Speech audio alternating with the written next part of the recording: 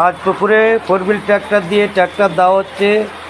গোবর আছে, এই ট্র্যাক্টরের মধ্যে চাষ দিলে গোবর খোল মাটি দিয়ে পচন সৃষ্টি হবে, তার মধ্যে মাছ বেশি খাবার পাবে, খাবারের পরিমাণটা বেশি সৃষ্টি করবে মাটি।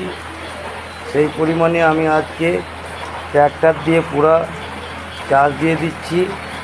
জলের মধ্যেও যাচ্ছে, কিছু পাড়ের মধ্যেও আসছে, তাই কি সুন্দরভাবে গাড়িটাও চলছে।